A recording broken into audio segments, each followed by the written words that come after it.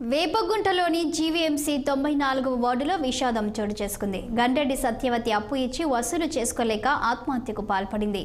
అప్పు తీసుకున్న వ్యక్తులు చెల్లించకుండా కాలయాపన చేస్తూ మోసం చేస్తున్నారు. దీంతో ఆవేదన చెంది మహిళ బలవన్మరణానికి పాల్పడింది. నమ్మకంతో మాట హామీగానే సత్యవతి సుమారు 50 లక్షలు అప్పు ఇచ్చినట్లు తెలుస్తుంది. కాల్ లిస్ట్ ఆధారంగా పోలీసులు కేసు నమోదు చేసి నిందితుల్లో ఒకరిని అదుపులోకి తీసుకుని విచారిస్తున్నారు.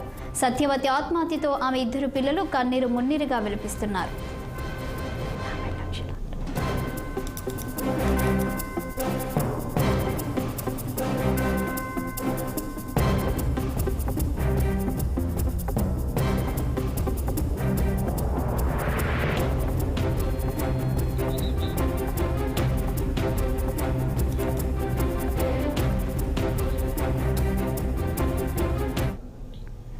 వేపగుంటలోని జీవీఎంసీ 94వ వార్డులో విషాదం చోటు చేసుకుంది. గండ్రెడ్డి సత్యవతి అప్పు ఇచ్చి వసూలు చేసుకోలేక ఆత్మహత్యకు పాల్పడింది. అప్పు తీసుకున్న వ్యక్తులు చెల్లించకుండా కాలయాపన చేస్తూ మోసం చేస్తున్నారు.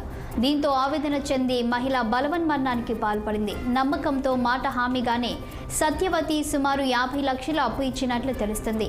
కాల్ లిస్టు ఆధారంగా పోలీసులు కేసు నమోదు చేసి నిందితులు ఒకరిని అదుపులోకి తీసుకుని విచారిస్తున్నారు. సత్యవతి ఆత్మహత్యతో ఆమె 2 పిల్లలు కన్నీరు మున్నీరుగా విలపిస్తున్నారు.